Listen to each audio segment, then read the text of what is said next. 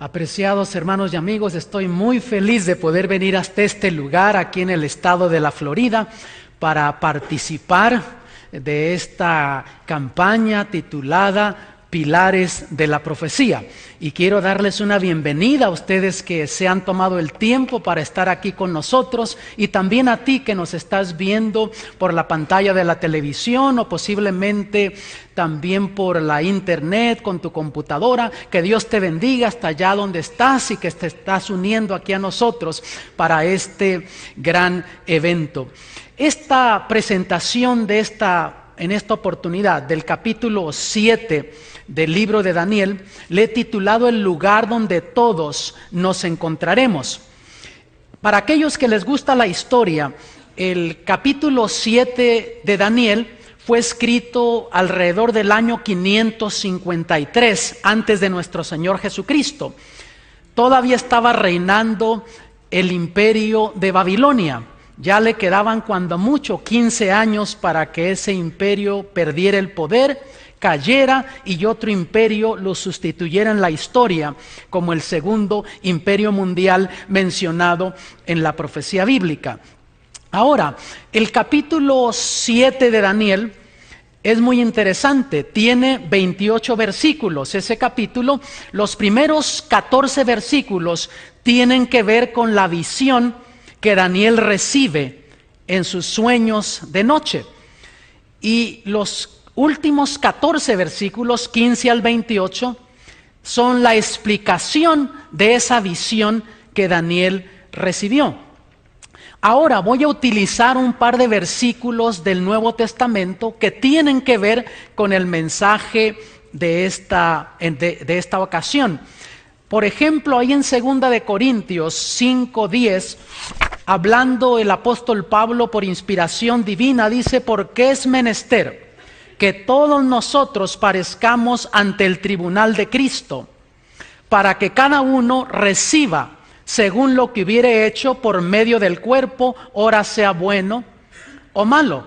Por lo tanto, vemos, amados, que aquí el apóstol Pablo hace claro que todos nosotros necesitamos, es menester que comparezcamos ante el tribunal de Cristo. Ahora, esa palabra todos, ¿qué te dice? ¿Excluye a alguien? Incluye a todos. Ahí te incluye a ti, me incluye a mí, incluye a don Facundo, a don Raimundo y todo el mundo, ¿sí o no?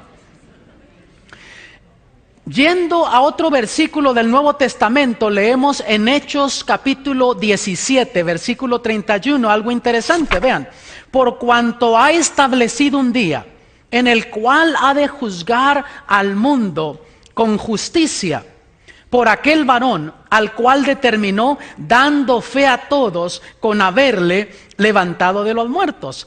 Número uno, en este versículo vemos que Dios no lleva a cabo el juicio al azar, simplemente porque un día ve su agenda y dice: este día lo tengo algo desocupado, por lo tanto ahora voy a llevar a cabo el juicio. No, ya en sus designios divinos vemos que ya Dios tiene un día establecido. Así lo presenta aquí el libro de los Hechos, y enseguida que va a juzgar por medio de aquel varón, de Cristo Jesús, a esta humanidad. Ahora entonces, siendo que todos nosotros estamos involucrados en este juicio, siendo que tu destino eterno y mi destino eterno están en juego, ¿qué nos dice la Biblia sobre el juicio? Y la Biblia nos presenta diferentes cuadros sobre el juicio. El capítulo 7 de Daniel nos presenta una escena de juicio. Ahora, si yo tuviese oportunidad de desarrollar esta presentación en dos presentaciones, la primera parte sería Daniel 7, versículos 1 al 8, que ahí tú descubres el surgimiento y la caída de los imperios en la historia. Y luego viene la segunda parte, que es la escena de juicio, que comienza con el versículo 9 y se va hasta el versículo 14. Aquí lo estamos haciendo en una sola presentación, por lo tanto no voy a dar tantos detalles de la primera parte de lo que tiene que ver con el surgimiento y la caída de los imperios, pero sí voy a dar algunos detalles. Por ejemplo, en Daniel capítulo 7, versículos 1 al 3, comienza diciendo así el profeta Daniel: en el primer año de Belsasar, rey de Babilonia, vio Daniel un sueño y visiones de su cabeza en su cama. Luego escribió el sueño y notó la suma de los negocios. Habló Daniel y dijo: veía yo en visión de noche, y he aquí que los 4 vientos del cielo combatían en la gran mar. Y 4 bestias grandes, diferentes la una de la otra, subían de la mar. Aquí Daniel identifica a 4 bestias que van saliendo del mar una de la otra. Por lo tanto, amados, podemos decir que este capítulo 7 de Daniel es un capítulo bestial. Se pone bestial el mensaje aquí en el libro de Daniel. Ahora, ya de los versículos 4 en lo adelante hasta el versículo 8, Daniel describe estas bestias y da características de estas bestias. Hasta el versículo 3 simplemente identifica a 4 bestias. Ahora la pregunta es: ¿qué simboliza una bestia en profecía bíblica? Tenemos que establecer eso. Ahora, no tenemos que inventar lo que eso significa, porque allí en el mismo capítulo 7 se le da a Daniel la explicación, ya pasando a la segunda parte del capítulo, que dijimos que versículos 1 al 14 es la visión y versículos 15 al 28 es la interpretación de esa visión, la explicación de esa visión, la explicación de esos símbolos. Por ejemplo, en el versículo 23 dice: la 4ª bestia será un 4º reino en la tierra. Por lo tanto, no hay duda de lo que representa bestia en profecía bíblica. Bestia en profecía bíblica es reino, imperio, poder político. Y sabes que va más allá de eso. En algunos casos descubres que también habla de algún poder religioso. Por ejemplo, en el libro de Apocalipsis, describiéndolo con una bestia. Pero aquí identifica claramente que bestia en profecía es reino, imperio. Versículo 17 se le dice a Daniel también que esas 4 bestias son 4 reyes, representando sus imperios, por supuesto. Ahora aparecen otros símbolos allí, porque estas bestias, estos imperios salen de el mar. Ahora, ¿qué simboliza el mar o agua en profecía bíblica? Y si vamos al libro de Apocalipsis, allí vamos a describir o encontrar la otra pieza que nos ayuda a armar este rompecabezas. Y de paso, los libros de Daniel y de Apocalipsis, yo digo que son libros gemelos o libros proféticos gemelos, porque las profecías de Daniel complementan las profecías de Apocalipsis y las profecías de Apocalipsis complementan las profecías del libro de Daniel. Entonces, yendo al capítulo 17 del libro de Apocalipsis, versículo 15, leemos lo siguiente: y él me dice: las aguas que has visto, donde la ramera se sienta, son pueblos y muchedumbres y naciones y lenguas. No hay duda entonces de lo que el agua representa en profecía bíblica. Aquí tenemos la segunda pieza. Ahora, noten ustedes que estas bestias salían del mar cuando había turbulencia, vientos. Los vientos de los 4 puntos del cielo estaban peleando. ¿Qué simbolizan vientos en profecía bíblica? Y para eso vamos a ir a otro libro del Antiguo Testamento. El profeta Jeremías en su libro nos da esta pieza del rompecabezas. Jeremías 49, versículos 36 y 37. Y dice así: traeré sobre Elam los 4 vientos de los 4 puntos del cielo. Lo que Daniel ve que está en turbulencia, que están peleando esos 4 vientos del cielo en la gran mar. Y los aventaré a todos estos vientos, ni habrá gente a donde no vengan extranjeros de Elam. Y haré que Elam se intimide delante de sus enemigos y delante de los que buscan su alma, y traeré sobre ellos mal. y el furor de mi enojo, dice Jehová, y enviaré en pos de ellos espada hasta que los acabe. Dios estaba hablando de los enemigos que vendrían a pelear. Por lo tanto, amados, aquí vemos que entonces los 4 vientos que están soplando en la mar está hablando de conflictos políticos, de guerras, de problemas que se iban a suscitar. Y ya con eso vamos viendo las piezas del rompecabezas. En esta visión que tiene Daniel, que ve que están luchando los 4 vientos en la gran mar, cuando había conflictos en las grandes poblaciones, los grandes imperios, van surgiendo estas bestias, o sea, van surgiendo en la historia los diferentes imperios. Por lo tanto, Dios nos va presentando el surgimiento y la caída de los imperios en la historia. Ahora, ¿por qué razón Dios utilizó símbolos de bestias? En los tiempos de Daniel era muy común, era un lenguaje que ellos entendían. Y de paso, todavía hoy en los tiempos modernos utilizamos esos tipos de símbolos para identificar naciones, para identificar países, simplemente que a veces no estamos conscientes de ello. Por ejemplo, si yo les pregunto, si tú ves una águila de los países modernos, ¿qué país se te viene a la mente que está simbolizado allí? Estados Unidos de América. Si yo te pregunto un dragón en los tiempos modernos, ¿qué país se te viene a la mente? Estás hablando de la China. Si yo te pregunto un oso, tú dirías Rusia, ¿notas? Todavía utilizamos esa terminología, simplemente que no es tan común, pero en los tiempos bíblicos era muy común eso. De paso, se han hecho excavaciones en esas culturas antiguas y han descubierto que esos tipos de símbolos existían. Entonces, la primera bestia que aparece, Daniel la identifica como un león con 2 alas de águila.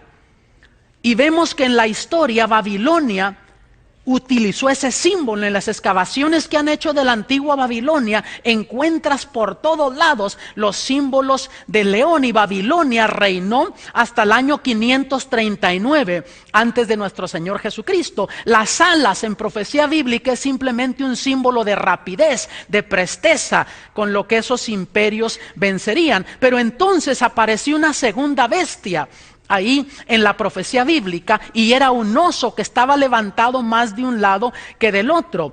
Y históricamente está comprobado que eso fue Medo-Persia, que venció a Babilonia en el año 539 y reinó hasta el año 331. Estaba levantado más de un lado que de otro porque era un reino unido, y los persas eran más fuertes que los medos y se unieron para entonces pelear en contra del imperio de Babilonia. Y noten que tenía 3 costillas en sus dientes, representando las 3 batallas que tuvo que vencer para poder entonces establecerse como el gran imperio mundial, o el segundo imperio mundial mencionado en la profecía bíblica, que fue primero Lidia, Egipto, y después entonces el imperio de Babilonia que venció.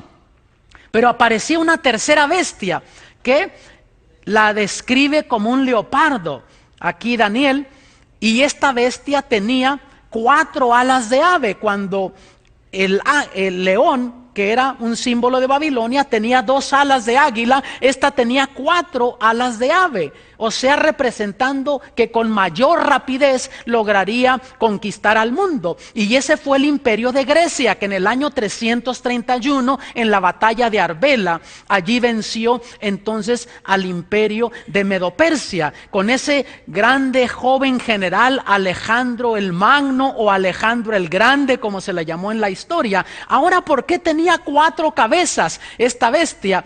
Porque el general Alejandro el Magno murió muy joven. Se cree que fue alrededor de los 32 años de edad que él murió. Y entonces sus 4 generales se dividieron Grecia en 4 provincias. Siguió siendo el imperio de Grecia, pero en 4 provincias. Pero después apareció una cuarta bestia, y esta no la puede identificar Daniel con ningún animal que él conocía. Simplemente la identifica como una bestia de hierro, espantosa, con dientes de hierro. Y después también identifica que tenía 10 cuernos.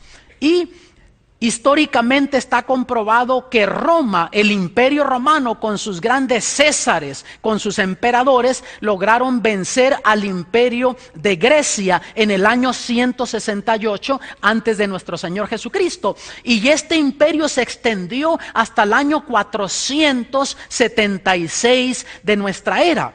Ahora el libro de Daniel es interesante porque tiene lo que llamamos profecías paralelas, o sea, otros capítulos hablan de lo mismo y abarcan el mismo periodo de tiempo, simplemente con otros simbolismos y dando otros detalles. Por ejemplo, el capítulo 2 de Daniel abarca el surgimiento y la caída de los imperios, pero representado por una imagen que estaba formada de 4 metales, que la cabeza de oro, brazos y pechos de plata, vientre y muslos de bronce, piernas de hierro, pies de hierro y parte de barro, y luego enseguida una piedra que venía y le pegaba a la imagen. Eso es lo que presenta el capítulo 2.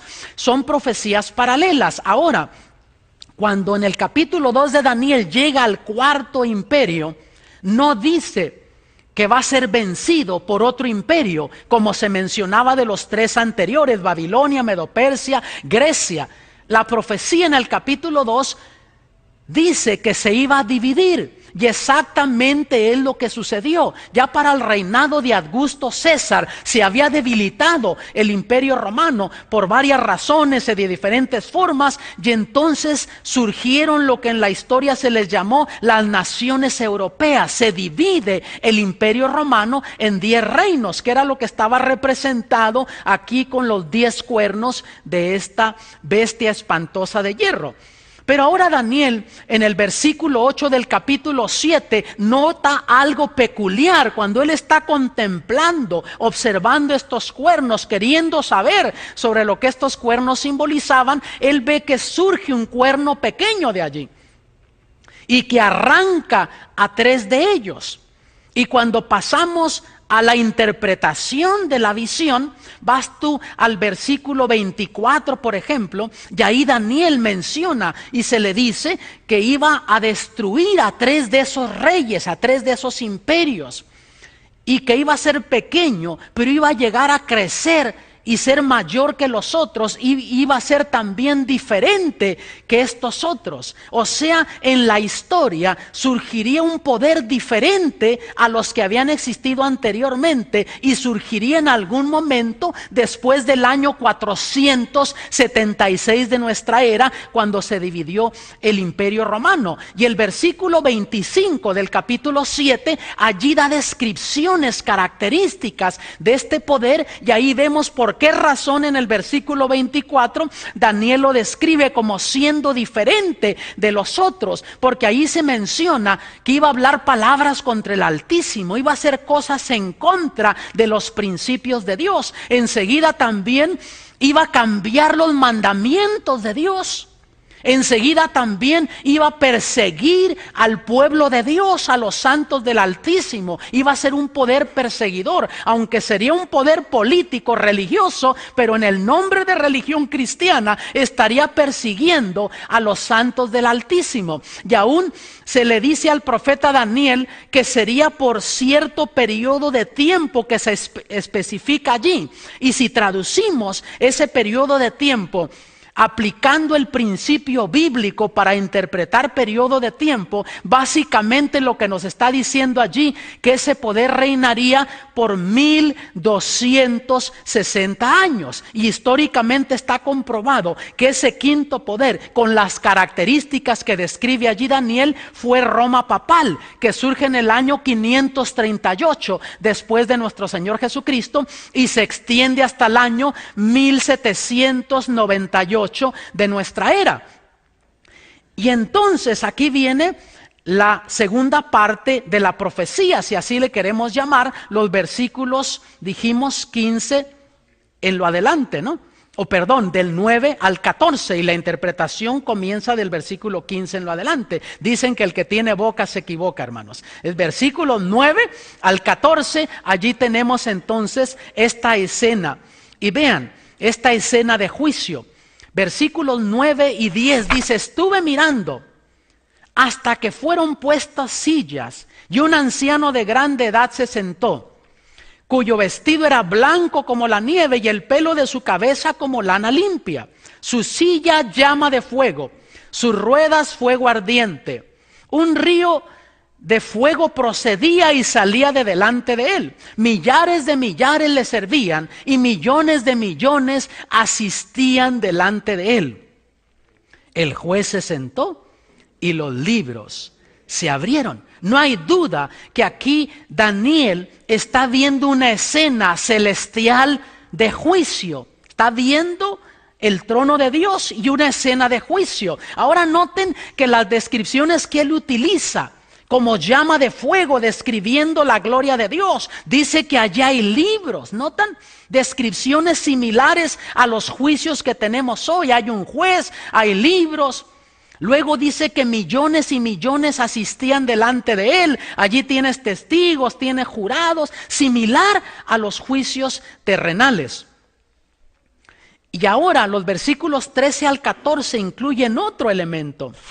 Miré yo en la visión de la noche, y he aquí con las nubes del cielo venía uno como un hijo de hombre, que vino hasta el anciano de días, y le hicieron acercarse delante de él, y le fue dado dominio, gloria y reino, para que todos los pueblos, naciones y lenguas le sirvan. Notan, está por comenzar a esa escena de juicio. Pero vemos que el capítulo allá en Hechos 17 nos dice que ese juicio es dado a Jesús.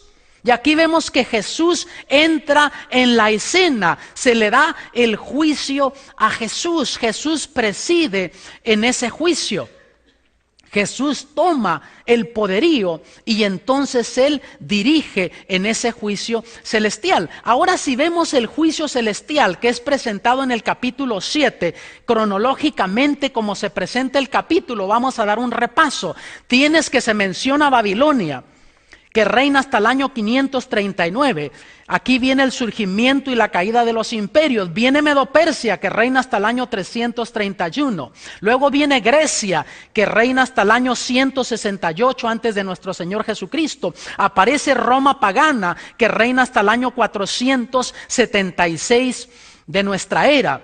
Y luego viene Roma papal, que reina hasta el año 1798 de nuestra era. Y después del año 1798 es cuando vendría esa escena de juicio, esa escena del juicio celestial. Ahora, ya va a venir otra presentación sobre los capítulos 8 y posteriormente sobre el capítulo 9 de Daniel. Y vamos a descubrir en esta serie que allí Dios también da el punto de partida y da un periodo de tiempo profético para identificar exactamente la fecha cuando en la historia comenzaría ese juicio en el cielo, lo que le llamamos el juicio investigador. Y cuando tú vas al libro de Apocalipsis, capítulo 14, en los versículos 6 y 7, nos habla de eso y dice que estamos viviendo en la hora del juicio de Dios.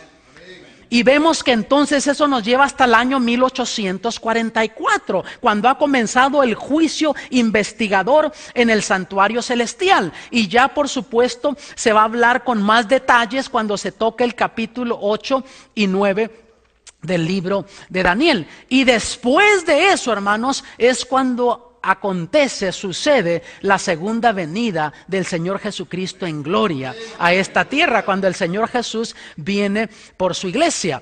El Señor Jesús, hablando del juicio, Él identificó un aspecto interesante del juicio aquí en Mateo capítulo 25, versículo 31 y después 32 y 33. Dice: y cuando el Hijo del Hombre venga en su gloria y todos los santos ángeles con él, entonces se sentará sobre el trono de su gloria. Y versículos 32 y 33, vean: y serán reunidas delante de él, ¿quiénes? Todas las gentes. Y los apartará los unos de los otros como aparta el pastor las ovejas de los cabritos. Y pondrá las ovejas a su derecha y los cabritos a la izquierda. Amados, aquí el Señor Jesús describió el juicio desde el punto de vista que habrá solamente dos veredictos en ese juicio, más que eso no hay. Y la Biblia es consistente en eso. Tú encuentras en toda la Biblia que se habla de justos e injustos, buenos y malos, salvos, perdidos. Y aquí el Señor Jesús los identifica con, dice, ovejas y cabritos. Ahora, amados, ¿por qué razón el Señor identifica a los que han de ser salvos con ovejas? ¿Cómo son las ovejas? Son animales dóciles que se dejan guiar, se dejan dirigir, no son rebeldes, y así serán aquellos que han de ser salvos, gente que no fue rebelde al Espíritu de Dios. Ahí donde tú me estás escuchando y viendo por la televisión o por la internet, hoy en día, amado, la gente no quiere obedecer a Dios, se revela a la voluntad de Dios, lee lo que la Biblia dice, pero bueno, sí, pero a mí me gusta así, o yo lo creo así.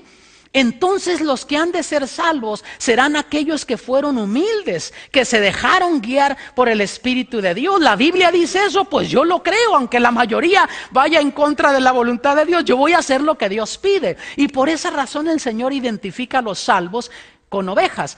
Pero ahora los cabritos, los chivitos, los que se pierden, los que están a la izquierda, amados. ¿Cómo son los chivitos, amados?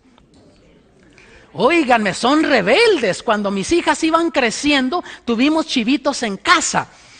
Y recuerdo un día de verano, yo iba a salir a cortar el pasto, ya había crecido bastante, teníamos la casa acá, un jardín de flores, luego enseguida una sección de pasto, luego un área de árboles frutales, después venía un cerco y estaba el corral donde había un par de caballos y los chivos. Y cuando salgo, veo atrás que estaba todo pelado en el corral, no había nada de pasto verde.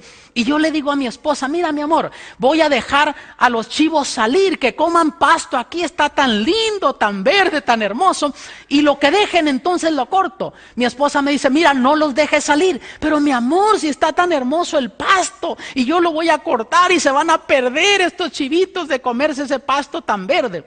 Allá tú, pero mi consejo es que no los dejes salir. Hermanos, déjenme darles un consejo, háganle caso a sus esposas. Saco a los chivos, me meto a la casa y apenas estaba queriendo hacer algo allí en mi recámara cuando escucho Eduardo. Y hermanos, cuando mi esposa me llama amor, cariño, todo anda bien. Pero cuando me llama por mi nombre, la cosa está seria. Lo siguiente es que viene el garrotazo y salgo yo a ver qué pasó. ¿Qué creen que habían hecho esos chivos ingratos, hermanos? Se habían ido derechito al jardín de flores de mi esposa, se estaban comiendo las flores, pasaron por alto el pasto y todo, y se estaban comiendo las flores, y ahí los llevo arrastrando, chivos ingratos. Pero dije, ¿cómo los voy a dejar allá? Y el pasto está tan lindo, y se me ocurrió una grande idea. Los amarro aquí en los árboles, y pues van a comer hasta donde la soga, el lazo les permite que lleguen. Y los amarro ahí y me meto a la casa. Y enseguida escucho de nuevo, Eduardo, ¿y ahora qué pasó? Salgo y ¿qué creen que estaban haciendo los chivos ingratos, hermanos? De puntitas, comiéndole las hojas y la fruta y todo lo que podían a los árboles. Ay, chivos ingratos, y los agarro, pero ¿cómo los voy a meter? Se me ocurrió otra brillante idea. Teníamos unos columpios allí al lado del cerco, ya pegando al corral, que eran de mis hijas. Dije, los amarro aquí, ni modo que se coman a los columpios. Y así comen hasta donde les da. Y los amarro ahí, me meto y enseguida escucho, ¡bah! ¡bah! Y déjenme aclarar, hermanos, esa no fue mi esposa, fueron los chivos. No vayan a irle a decir ustedes que están viendo allá a mi esposa que yo dije que ella había hecho eso. No, fueron los chivos. ¿Qué creen que habían hecho esos chivos ingratos? Se habían enredado, habían saltado y se habían enredado. Y fui a quererlos desenredar y saltaban y brincaban más y se enredaban más. Y hermanos, así es el ser humano. Por esa razón Dios los identifica con cabritos, con chivitos. La gente se ha de perder cuando el Señor venga, no porque Él así lo eligió, sino que la gente fue rebelde a su voluntad y el ser humano hace un desastre de su vida, destruye su salud, destruye su matrimonio, su hogar, sus hijos, sus finanzas. Y Dios le quiere ayudar, y en vez del ser humano reconocer que ha hecho un desastre de su vida y dejarse ayudar por el Señor, ¿Qué hace la gente? Brinca y salta, quiere resolver sus problemas por su propia cuenta y se enreda más la vida. Yo no sé si tú estás viviendo eso. Tú que me estás viendo por la televisión o por el internet, a lo mejor es momento que le cedas tu voluntad al Señor. Has luchado solo, has hecho un desastre de tu vida. Es tiempo que te rindas al Señor Jesús. Ahora, ¿será posible que alguien escape este juicio, hermanos? Hay gente que se escapa hoy por hoy. Ya tiene su cita en la corte, está con libertad condicional y se escapa porque sabe que tienen las evidencias para juzgarlo y se va a otro país o a otro estado y huye a la ley. Pero mira lo que dijo el rey Salomón, Eclesiastés 3:17. Y dije yo en mi corazón, al justo y al impío juzgará Dios. Porque allí hay tiempo a todo lo que se quiere y sobre todo lo que se hace. O sea, nadie va a poder escapar ese juicio. Y eso te incluye a ti y me incluye a mí también. ¿Sobre qué hará Dios el juicio? La Biblia no lo dice. El mismo rey Salomón, escribiendo en Eclesiastés capítulo 12, versículos 13 y 14, dice: el fin de todo el discurso oído es este. O sea, el resumen, lo más importante. Primero dice, teme a Dios y guarda sus mandamientos, porque esto es el todo del hombre. Así es que si tú has pensado que no hay que guardar los mandamientos, aquí te dice que hay que guardarlos. Porque Dios traerá toda obra a juicio, el cual se hará sobre toda cosa oculta, buena o mala. Aquellas cosas que pensaste que nadie se dio cuenta. Volteaste para acá, volteaste para allá y nadie estaba viendo. Pero si no has ido al pie de la cruz, no has confesado tus pecados al Señor Jesús, la sangre de Cristo no te ha limpiado de esos pecados, en el día de juicio van a salir allí. ¿Dónde están registradas nuestras acciones? ¿Qué nos enseña la Biblia?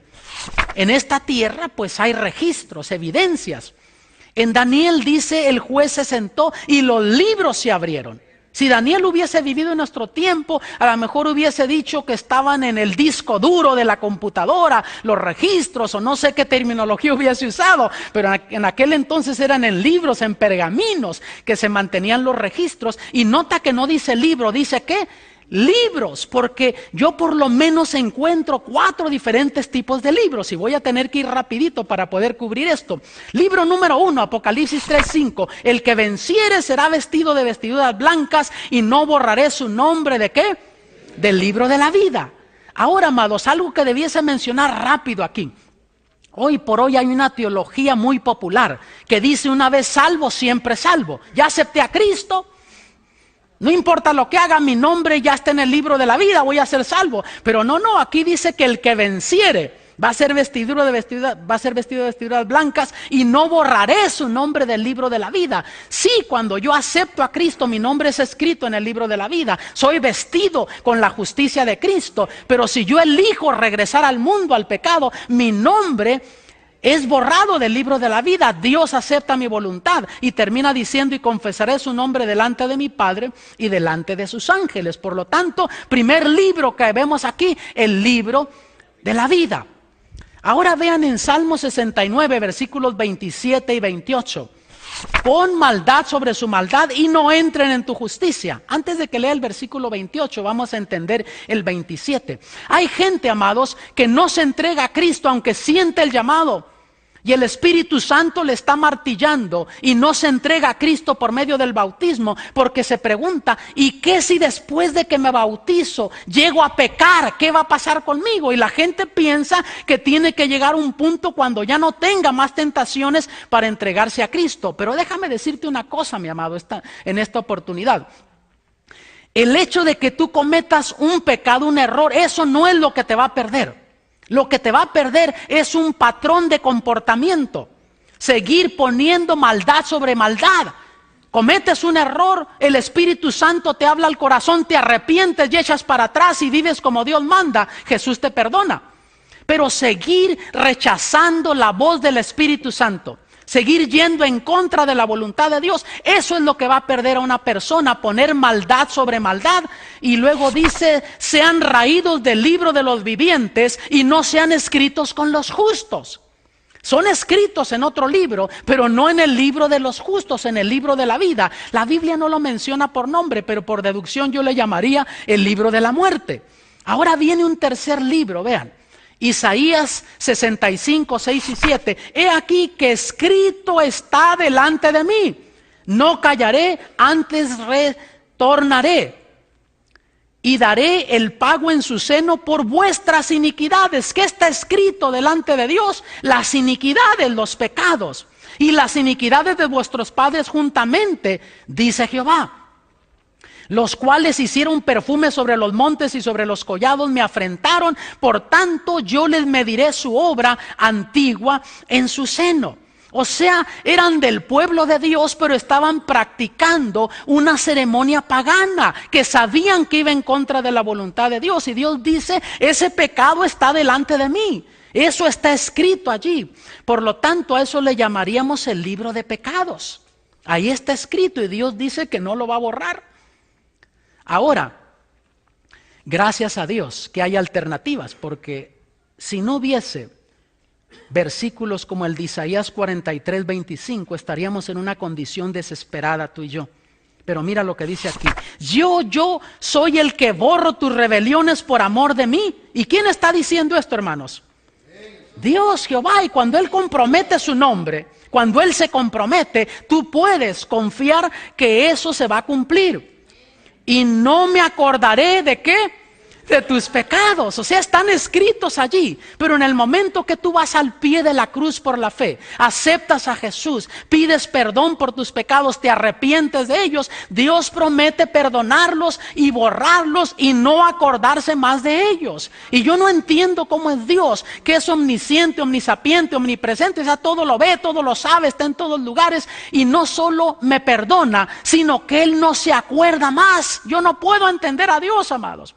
Y la razón es porque queremos explicar a Dios como nosotros somos. Y como nosotros no nos olvidamos, amados. Pensamos que Dios nos trata igual. Se cuenta la historia de dos mujeres, comadres, que les gustaba, no sé si a una o a las dos, la chismografía. Y se habían metido en problemas por andar hablando una de la otra. Parece que les daba diarrea de la lengua y estreñimiento del seso a las mujeres. Y hablaban y después pensaban, y en cada lío que se metían. Una de ellas estaba gravemente enferma. Tenían años que no se hablaban y pensó que se iba a morir y mandó que le trajeran a la vecina. Y le dice, ay comadre, me siento muy mal, no sé si voy a sobrevivir esta. Y le dice, quiero pues que nos arreglemos. La otra ni la dejó terminar. No se preocupe, dice, si eso la va a tener tranquila, por mí no hay problema. Cuando escuchó eso la enferma, como pudo agarrar fuerzas, dijo, pero una cosa le digo, si me levanto de esta, las cosas siguen como estaban. Y así somos nosotros de seres humanos, hermanos, y pensamos que Dios es así, pero Él promete borrar y no acordarse más. Cuarto libro, Malaquías 3:16. Entonces los que temen a Jehová hablaron cada uno a su compañero y Jehová escuchó y oyó. ¿Te has sentido tú alguna vez como que Dios no te está escuchando? Cuando tú hablas con Él, Dios te escucha. Cuando le hablas a otro de Jesús, Dios te escucha. Y fue escrito libro de ¿qué? De memoria delante de Él para los que temen a Jehová y para los que piensan en su nombre. Aquí tenemos el libro de ¿qué? De memorias, de recuerdos. Dios se siente orgulloso de sus hijos, así como tú tienes un álbum de tus hijos y tienes fotos de diferentes etapas en su vida. Dios tiene un libro así también. Cuando tú tienes victorias en el nombre de Cristo, en ese conflicto entre el bien y el mal que nos presenta la Biblia, cuando tú puedes salir victorioso, cuando no cedes a la tentación, Dios se siente orgulloso de ti y escribe esas cosas allí. Cuando tú le hablas a otro de Cristo, cuando a tus vecinos los invitas a venir a la iglesia, compartes lo que tienes con ellos, tomas tiempo para hablarles de Cristo, Dios se siente orgulloso de ti y escribe esas cosas en el libro de memorias. Y cuando vayamos al cielo, vamos a poder leer esas experiencias en el libro de memorias. Mira Eclesiastés 5:6, no sueltes tu boca para hacer pecar a tu carne, ni digas delante del ángel que fue ignorancia. ¿Por qué harás que Dios se aire a causa de tu voz y que destruya las obras de tus manos? Hermanos, cuando yo era niño, yo oí a mi madre decirme, hijo, pórtate bien, porque si tú te portas mal, el ángel de la guarda toma nota de todo lo que haces. Y hermanos, mis padres no sabían nada de la Biblia, pero en eso ella estaba en lo cierto, en lo correcto. Desde que tú naciste, Dios te asignó un ángel que te acompaña. No sé tú, pero yo he pasado por experiencias en la vida que he sentido a ese ángel a mi lado, que me ha rescatado de peligros, de accidentes dramáticos, y cuántas cosas nunca nos hemos dado cuenta de las cuales nos han rescatado y protegido. Y ese ángel te acompañará. Y si tú no vives para ver a Jesús venir en gloria, te acompañará hasta que bajes a la tumba. Pero cuando Jesús venga en gloria, si moriste en Cristo, tu libro está en el libro de la vida, lo primero que mirarás al resucitar va a ser ese ángel que va a estar a tu lado. Y sabes, es una bendición saber eso, pero es una tremenda responsabilidad también, porque si día con día estuviésemos conscientes que ese ángel nos acompaña, ¿cuántas cosas no diríamos? Nos aguantaríamos de decir, cuántas cosas no miraríamos, a cuántos lugares dejaríamos de ir si estuviésemos conscientes que ese ángel nos está acompañando. Y esos son los testigos que van a estar en ese juicio celestial. ¿Por cuál código seremos juzgados, hermanos? En este país, ya no hablando del mundo, de estado a estado varían los códigos. Pero aquí en Santiago 2:12 dice: así hablad y así obrad como los que habéis de ser juzgados. ¿Por qué? Por la ley de libertad. O sea, está hablando aquí de los 10 mandamientos. Cuando yo aprendí esto, eso me preocupó, hermanos, porque yo aprendí esto cuando tenía 16 años, entrando a los 17 años, y mi padre había muerto cuando yo tenía 15 años. Y aunque mi padre fue un hombre muy bueno, muy justo, pero no conoció verdades bíblicas, no conoció de los 10 mandamientos, y por tiempo me preocupó eso. Yo decía, ¿cómo Dios va a juzgar a mi padre si mi padre no conoció estas cosas? ¿Será que Dios pueda ser injusto con el ser humano? Y si no, aquí dice que nos va a juzgar a la luz de los 10 mandamientos. Pero sabes, Dios es justo y bueno, y a su tiempo te revela las verdades que tú debas saber.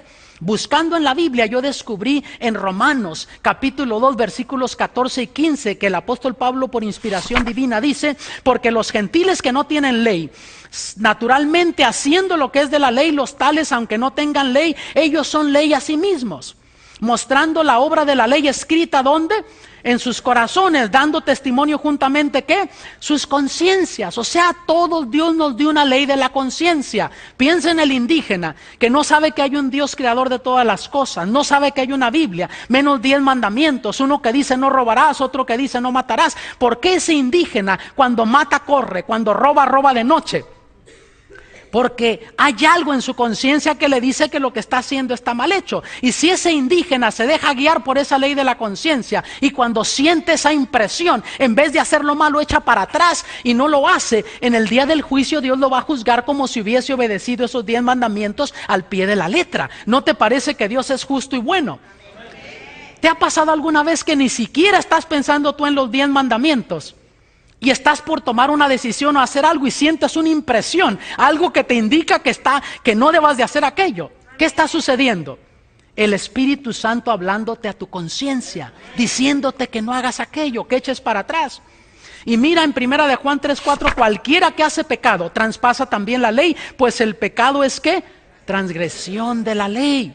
Cuando tú estás pecando, estás rompiendo esos 10 mandamientos. Y fueron tus pecados y los míos los que clavaron a Cristo Jesús en la cruz del Calvario. Ahora, ¿quién está a nuestro lado en el juicio? Juicios terrenales, la gente lleva un abogado.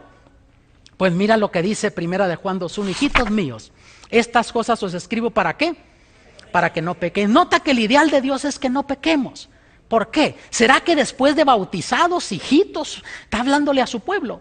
¿Será que Dios no nos pueda perdonar? No es eso, amados. Es que Dios sabe lo que el pecado hace en la vida del ser humano. El sufrimiento que el pecado te trae. Te destruyes a ti mismo, le causas dolor, sufrimiento a aquellos que te aman. Y Dios quiere salvarte de ese sufrimiento. Un caso rapidito de un joven. Creció en un hogar cristiano. Comenzó a curiosear con el pecado. A la edad de 18, 20 años por ahí comenzó a beber. Salió un día que tenía libre con su amigo. Bebieron, fueron a comprar más bebida, iban discutiendo en el carro, por ahí perdió control, se estrelló en contra de una ambulancia que venía en el otro carril en sentido contrario a ellos, murió su amigo, no llevaba el cinturón, salió volando por el parabrisas, murió el enfermo que llevaban en la ambulancia, los paramédicos quedaron mal heridos, vino la policía, le olfatearon alcohol, a la cárcel, 20 años de cárcel. Si ese joven se arrepiente sinceramente, ¿tú crees que Dios le perdona eso, sí o no? Aunque murieron 2 personas. Dios se lo perdona. Pero eso no cambia las circunstancias, que la ley de esta vida lo va a hacer pagar esos 20 años en la cárcel. El joven dice, pero es mi vida, si yo sufro es mi... No, tú no solo sufres, sufren aquellos que te aman. Esos padres, ponte a pensar, el día de dar gracias, se reúne la familia. Esa silla de ese hijo está vacía. Viene Navidad, se reúne la familia en la cena de Navidad. Esa silla de ese hijo está vacía en la casa. El cumpleaños no se lo pueden celebrar en la casa porque no está ahí el hijo. Dios te quiere evitar ese sufrimiento. Pero dice, si alguno hubiere pecado, abogado tenemos para con el Padre, a Jesucristo el justo. ¿Ves? Dios ha hecho provisión por si no podemos vivir al ideal de Dios. Y hasta ahora Jesús no ha perdido un solo caso, amado. Esas son las buenas noticias. Primera de Juan 1:9, si confesamos nuestros pecados, Él es fiel y justo para que nos perdone nuestros pecados y nos limpie ¿de qué? De toda maldad. ¿Y toda qué es? Toda, no excluye nada. Quiere decir que no hay nadie aquí, ni siquiera tú que me estás viendo allí por la televisión o por el internet, ni siquiera tú estás lejos del amor, de la misericordia, del perdón y de la gracia de Dios. Hebreos 4, versículos 14 al 16, por tanto, teniendo un gran pontífice que penetró los cielos, Jesús el Hijo de Dios, retengamos nuestra profesión. O sea, ya tenemos a Jesús de nuestro lado en el juicio celestial. No nos desanimemos, echemos para adelante, agarrémonos de la mano de la fe, porque no tenemos un pontífice que no se pueda compadecer de nuestras flaquezas. Tú a veces piensas, Dios no me ama, le fallé. Dios se compadece, le damos lástima al Señor Jesús cuando caemos en la tentación, mas tentado en todo según nuestra semejanza, pero sin pecado. Gloria a Dios que Jesús no pecó y Él es nuestro ejemplo. Lleguémonos pues confiadamente al trono de la gracia para alcanzar misericordia y hallar gracia para el oportuno socorro. Si en ese momento cuando tú te sientes más débil en la vida, en vez de caer en la desesperación, cae de rodillas, dile, Señor Jesús, dame fuerzas. Tú sabes que en el fondo yo tengo el deseo de servirte. Perdóname, ayúdame, fortaléceme para salir victorioso ante la tentación. Oh amados, el mensaje de Daniel 7 es un mensaje de esperanza para el pueblo de Dios. Si te concentras en las bestias, es un mensaje bestial, pero es simplemente el surgimiento y caída de los imperios que Dios nos está presentando allí. Y también nos presenta que en la historia el pueblo de Dios sería perseguido. Dios nos presenta ese conflicto entre el bien y el mal. Pero sabes, el mensaje concluye en el versículo 27. Y que el reino y el señorío y la majestad de los reinos debajo de todo el cielo sea dado al pueblo de los santos del Altísimo, cuyo reino es reino eterno, y todos los señoríos le servirán y obedecerán. ¡Qué maravilla!, ¿no?